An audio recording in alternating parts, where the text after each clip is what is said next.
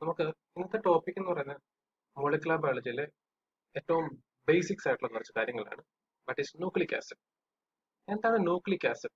Nucleic acid എന്ന് പറയുന്ന it is A bio polymer is made up of monomers.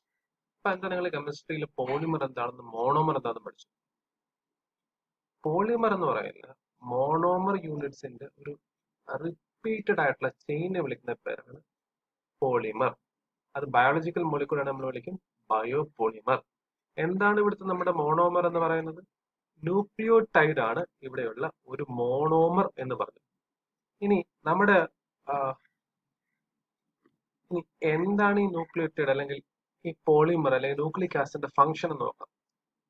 നമ്മുടെ ന്യൂക്ലിയോടൈഡിന്റെ function എന്ന് പറഞ്ഞാൽ ഒന്ന് hold the genetic information, to hold the genetic information and to do the variety of function. And we are going to discuss how the nucleic acid or nucleotides is going to hold the to hold the genetic information. We have two important type of nucleic acid in our body. That is, one is the DNA and the other one is the RNA.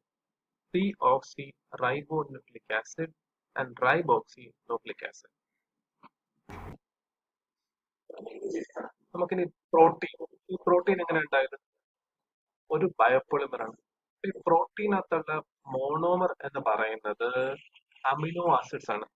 ഇനി nucleic ആസിഡിന്റെ monomer എന്ന് പറയുന്നത് ഇപ്പൊ നമ്മൾ സംസാരിച്ചതുപോലെ ന്യൂക്ലിയോടൈഡുകളാണ്.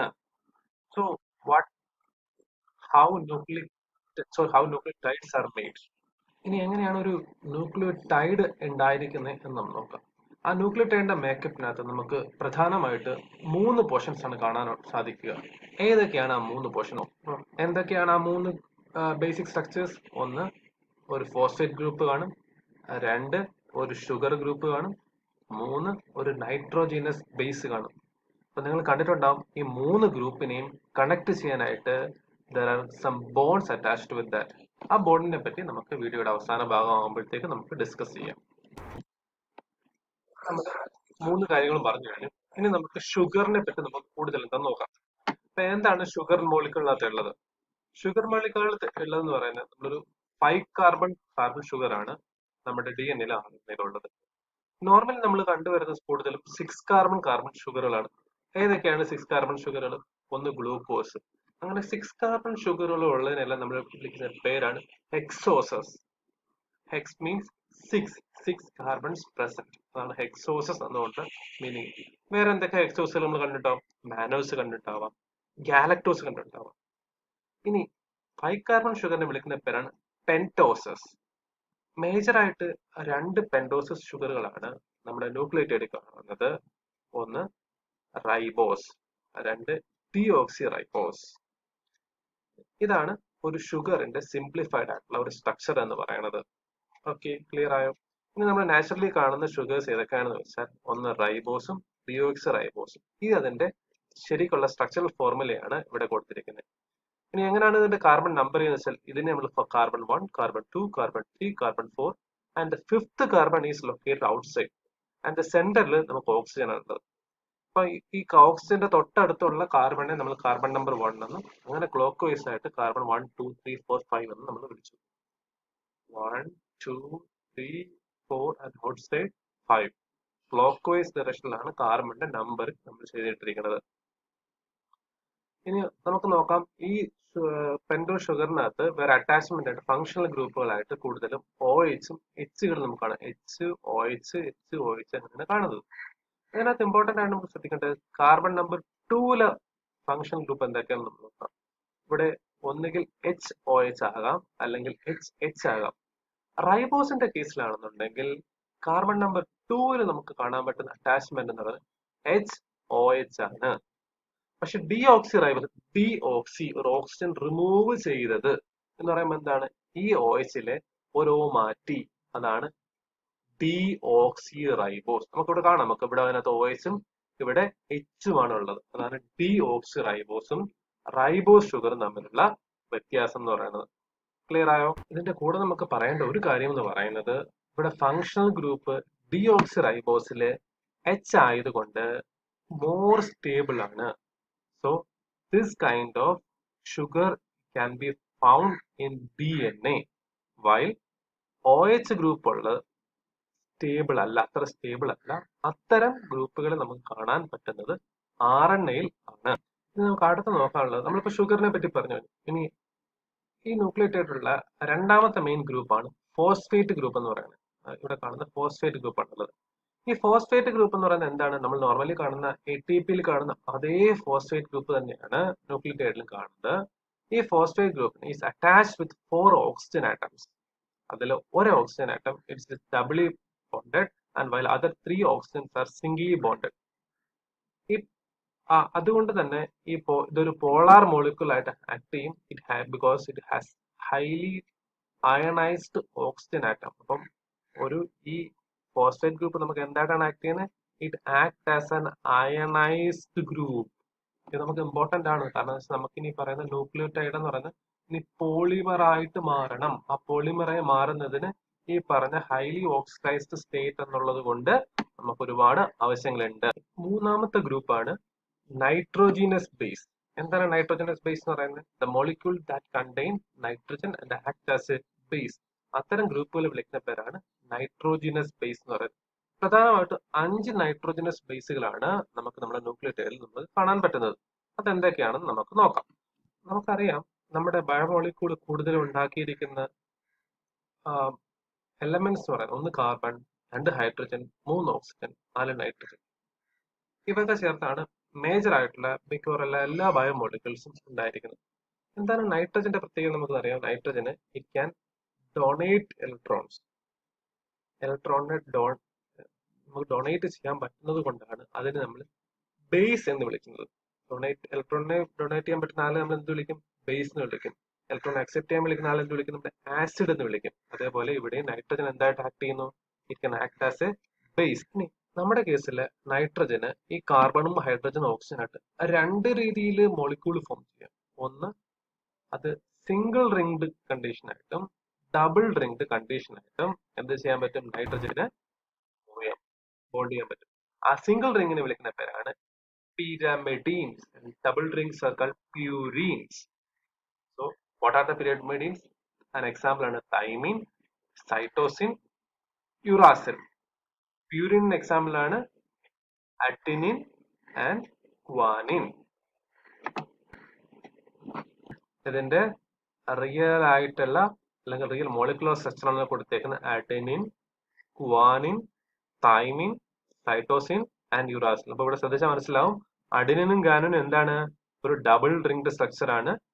തൈമിനും സൈറ്റോസിലും യുറാസിലും single ring structure ആണ്. അത് നിങ്ങൾക്ക് നോക്കി മനസ്സിലാവും. ഇതിനകത്തുള്ള സൈസ് എന്ന് പറയുന്നത് അഡിനിനും ഗോനിനും കുറച്ചുകൂടെ ബൾക്കിയർ ആണ്. വൈൽ തൈമിനും സൈറ്റോസിനും യുറാസിലും എന്താണ്? ലെസ് ബൾക്കിയർ ആണ്. അപ്പൊ ഇത് ഇമ്പോർട്ടന്റ് ആണ്. ഇത് പെയർ ചെയ്യുന്നതിന് വളരെ ഇമ്പോർട്ടന്റ് ആയിട്ടുള്ള ഫാക്ടേഴ്സ് ആണ് ഈ പറഞ്ഞ ബൾക്ക്നെസ് എന്ന് പറയുന്നത്. ക്ലിയർ ആയോ?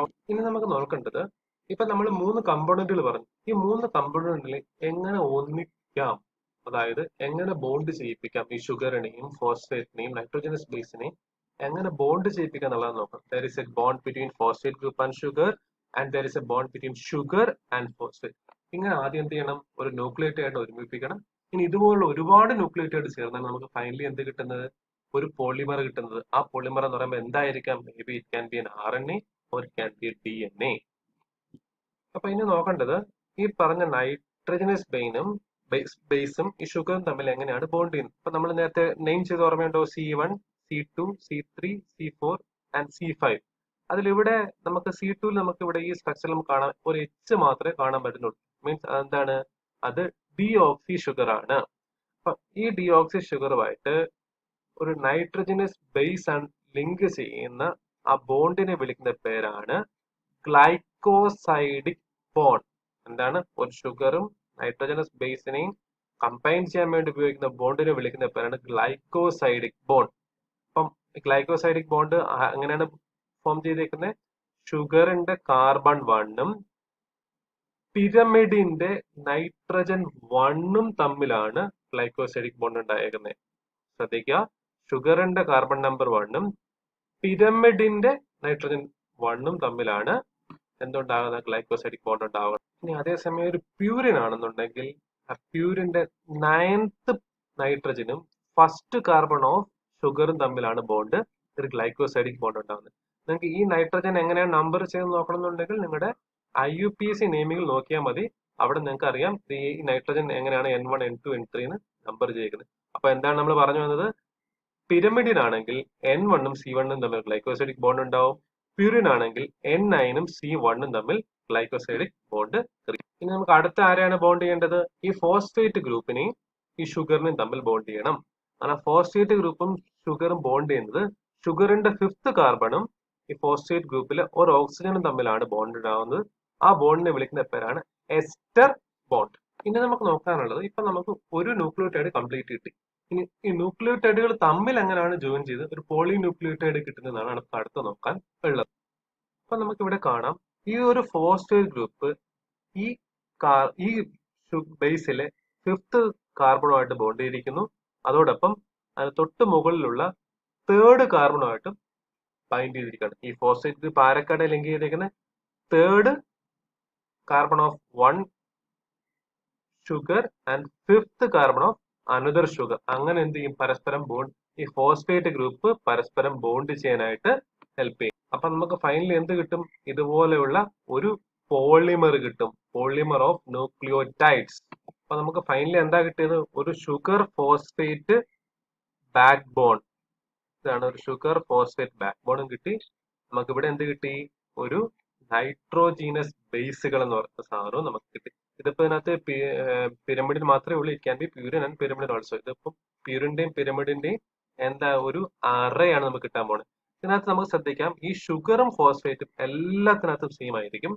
പക്ഷേ ഈ നൈട്രോജനസ് ബേസ് എന്ന് പറയുന്നത് ഓരോ DNA-യിലും ഡിഫറെന്റ് ആയിരിക്കും. ആ ഡിഫറൻസ് ആണ് ബേസിക്കലി നമുക്ക് എന്ത് കിട്ടുന്നത്? ഇൻഫർമേഷൻ കോഡ് ചെയ്യാനായിട്ട് നമ്മളെ ഹെൽപ്പ് ചെയ്യും. ഇപ്പൊ നമ്മൾ തൊട്ട് മുമ്പ് കണ്ടത് ഈ ഒറ്റ സ്ട്രാൻഡേ ഉള്ളെന്നുണ്ടെങ്കിൽ നമ്മൾ അതിനെ വിളിക്കുന്ന പേരാണ് RNA.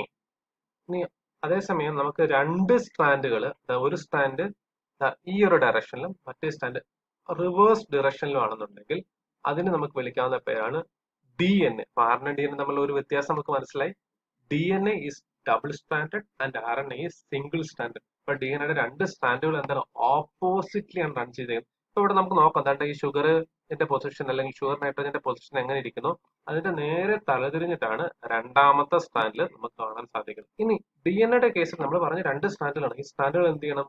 ബൈൻഡ് ചെയ്യണം. അങ്ങനെ ബൈൻഡ് ചെയ്യാൻ വേണ്ടി ഹെൽപ്പ് ചെയ്യുന്ന ബോണ്ടിനെ വിളിക്കുന്ന പേരാണ് ഹൈഡ്രജൻ ബോണ്ട്. ഹൈഡ്രജൻ ബോണ്ട് വഴിയാണ് ഇത് ബൈൻഡ് ചെയ്യുന്നത്. അങ്ങനെ വെറുതെ ഒന്നും ഇത് എന്ത് ചെയ്യത്തില്ല, ഹൈഡ്രജൻ ബോണ്ട് ഉണ്ടാവത്തില്ല.